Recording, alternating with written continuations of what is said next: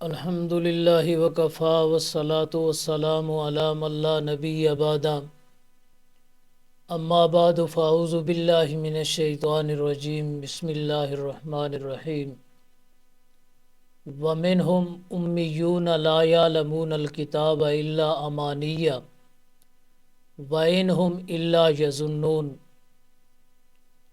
اور بعض ان میں سے ان پڑھ بھی ہیں جو کتاب الہی کا علم نہیں رکھتے مگر بلا سند دل خوش کن باتیں تو بہت یاد ہیں، اور یہ محض تخیلات میں پڑے رہتے ہیں۔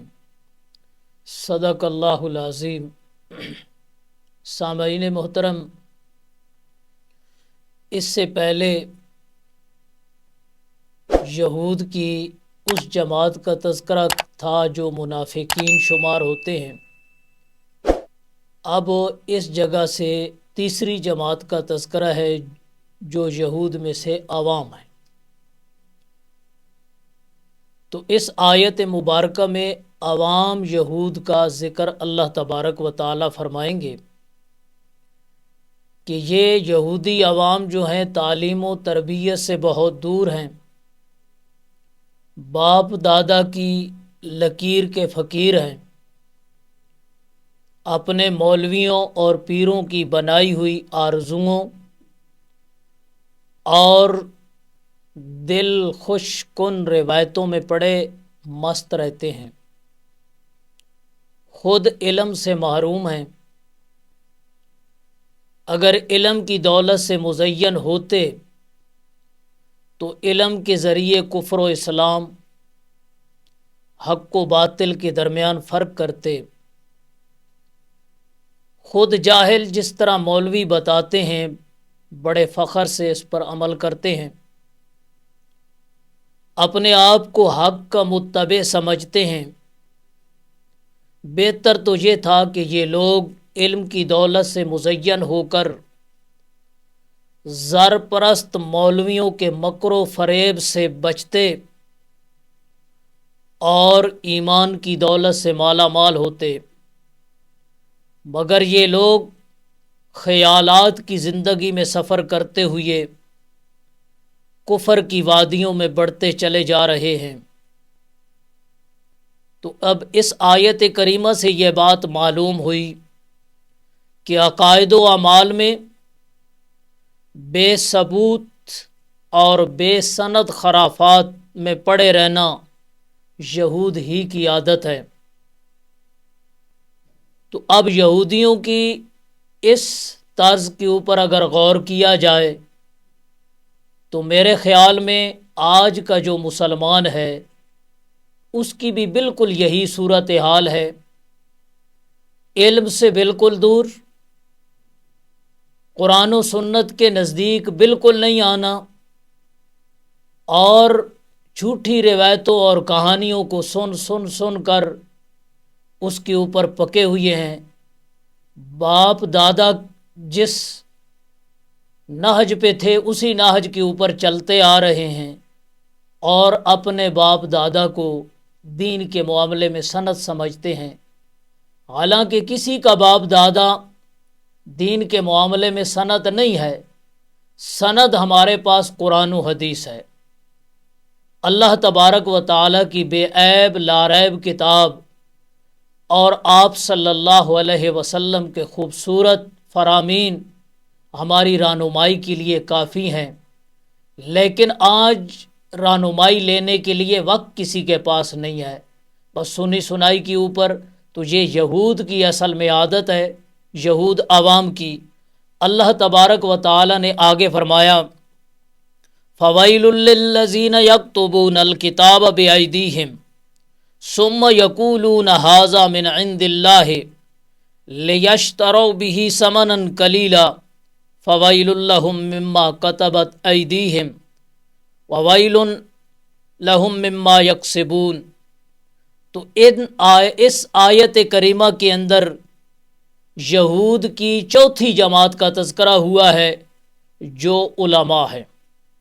اللہ فرماتے ہیں پس بڑی بربادی ہے ان لوگوں کے لیے जो किताब इलाही को अपने हाथों से लिखते हैं, फिर कहते हैं अवाम को ये मुहर्रफ कलामुल अल्लाह की तरफ से है, तारीफ़ खुद करते हैं और उस तारीफ़ शुदा कलाम की निस्बत अल्लाह की तरफ करते हैं। ये क्यों करते हैं? ताकि हासिल करें इसके साथ पैसे। बहुत बड़ी बर्बादी है इनके लिए जो अपने हाथों से लिखते हैं, और बर्बादी है उनके लिए बसबब इस चीज़ के जो उससे वो कमाई हासिल करते हैं। तो माक़बल के अंदर आवाम का तज़किरा था, अब इस आयत करीमा के अंदर यहूद के उलमा का अल्लाह तबारक व तआला ज़िक्र फरमा रहे हैं। अल्लाह फरमाते हैं कि यहूद में ऐसे लोग भी हैं जो साहिबे इल्म होने का दावा करने के बावजूद किताब इलाही में अपने हाथों से तारीफ़ करके उस मुहर्रफ शुदा कलाम के मुतल्लिक आवाम को ये बावर कराते हैं कि ये अल्लाह का कलाम है, अल्लाह की तरफ से नाजिल शुदा है। ये इंतहा दर्जे की बदबख्ती है कि कलाम रब्बानी में तारीफ़ करके उसकी निस्बत रब की तरफ की जाए और मकसद सिर्फ तासील माल हो, माल का हासिल करना हो, बाकी कोई मकसद भी ना हो। तो ऐसे बदबख्त लोग कब कामयाब होंगे? ऐसे लोग हरगिज़ कामयाब नहीं होते, बल्कि ये लोग जलील ही रहेंगे। तो अब इससे ये बात समझ आती है कि अकायद आमाल के बाप में गलत मसाइल बयान करने, मौजू रिवायात बयान करने वालों पर अल्लाह का अज़ाब नाजिल होता है और उनको ज़िल्लत हासिल होती है। तो आज भी लोग किस्से कहानियाँ सुनाकर आवाम बेचारी को नहीं पता होता कि ये आदमी अल्लाह का कलाम पढ़ रहा है, इमामुल अंबिया की हदीस पढ़ रहा है, अपनी तरफ से कोई ढंगोसला बना के अल्लाह की तरफ निस्बत कर दी या आप सल्लल्लाहु अलैहि वसल्लम की तरफ निस्बत करके सिर्फ आवाम से पैसे बटोरना मकसद होता है और कोई मकसद नहीं होता, सिर्फ और सिर्फ माल मकसद होता है। तो ऐसे लोग इस दुनिया के अंदर भी जलील हैं और आखिरत के अंदर भी जलील हैं। आगे अल्लाह तबारक व तआला फरमाते हैं वक़ालू लन तमस्सना अन्नार इल्ला अय्यामम मादूदा कुल अत्तखज़्तुम इंदल्लाहि अहदन फलन युखलिफल्लाहु अहदहु अम तक़ूलून अलल्लाहि मा ला तालमून बला मन कसब सय्यतन व अहातत बिही खतियतुहु फउलाइका अस्हाबुन नार हुम फ़ीहा खालिदून वल्लज़ीना आमनू व आमिलुस्सालिहाति उलाइका अस्हाबुल जन्नति हुम फ़ीहा खालिदून। तो इन उलमा के बाद अब पांचवी जमात यहूद का तज़किरा है और वो कहते हैं कि हरगिज़ ना पहुँचेगी हमें जहन्नम की आग मगर गिनती के चंद दिन। आप फरमा दे क्या तुम अल्लाह के यहाँ से वादा पा चुके हो? बस अल्लाह पाक अपने वादे के ख़िलाफ़ नहीं करेंगे, या मुआहिदा तो नहीं बल्कि अल्लाह पर वो कहते हो जो तुम नहीं जानते, बल्कि अल्लाह का कानून तो ये है जो बुराई इख्तियार करेगा उसका गुनाह उसे इहाता कर लेगा, वो लोग जहन्नम के अंदर जाएंगे और हमेशा हमेशा रहेंगे। और जो लोग ईमान लाएंगे, अमल साले करेंगे, तो ये लोग आले जन्नत हैं और उसमें हमेशा रहेंगे। ये अल्लाह का कानून है। तो माक़बल आयात करीमा के अंदर अल्लाह तबारक व तआला ने चौथी जमात का तज़किरा किया। इन आयात मुबारक के अंदर अल्लाह तबारक व तआला पाँचवीं जमात का तज़किरा फरमा रहे हैं। ये लोग अम्बिया अलैहिमुस्सलातु वस्सलाम औलिया इज़ाम की औलाद में से थे और अपने मुतल्लिक उन्होंने अवाम में मशहूर कर रखा था कि हमें अकायद आमाल की इस्लाह की कोई ज़रूरत नहीं है, हमें इस चीज़ की ज़रूरत नहीं है, हम अपने असलाफ की वजह से बख्शे जाएंगे, हमारी निस्बत बड़ी ऊंची है, हमारा फ़लाँ आदमी के साथ ताल्लुक़ है, हम अम्बिया की औलाद हैं, लिहाजा हम साहिबजादे हैं, हम में अकीदा या अमल दुरुस्त करने की ज़रूरत नहीं है।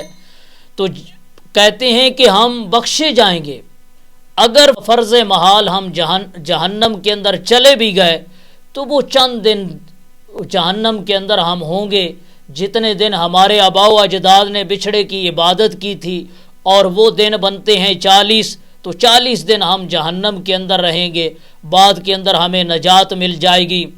اللہ تبارک و تعالی نے ان کے خیال باطل کی تردید کرتے ہوئے فرمایا، کیا تم نے اللہ کریم سے وعدہ لیا ہوا ہے اپنی نجات یافتہ ہونے کا؟ پھر تو ضرور اللہ کریم اپنا وعدہ پورا کریں گے۔ مطلب یہ ہے، کیا تم توحید و رسالت کا اقرار دل و جان سے کر چکے ہو کہ تم سے اللہ نے وعدہ کیا ہے؟ رب کا وعدہ تو صرف ان لوگوں کے متعلق ہے جو توحید و رسالت کا اقرار کریں، وہ ضرور نجات حاصل کریں گے۔ تمہاری حالت تو یہ ہے، توحید و سنت کے تم باغی ہو، عقائد و اعمال دونوں میں کمزور ہو، اپنی نجات کا باطل دعویٰ کیوں کرتے ہو؟ اللہ تبارک و تعالیٰ کا قانون یہ ہے، جس نے بھی شرک و کفر اختیار کیا اور شرک کی نجاست کی وجہ سے اس کا دل زنگ آلود ہو گیا، وہ آدمی ہمیشہ ہمیشہ جہنم میں رہے گا۔ نجات اور کامیابی کا ایک ہی راستہ ہے، اور وہ ہے ایمان اور اعمال صالحہ کی دولت سے مزین ہونا۔ ایمان قبول کرنے کے بعد انسان کا اپنے رب سے سچا رشتہ قائم ہو جاتا ہے، مگر اس رشتے کی بقا استحکام کے لیے اعمال صالحہ شرط ہے، اعمال صالحہ کی ضرورت ہے۔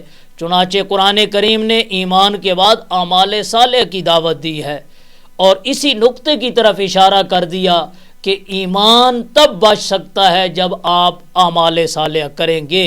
تو یہ قانون ہے جنت کے اندر جانے کا اور جہنم سے بچنے کا۔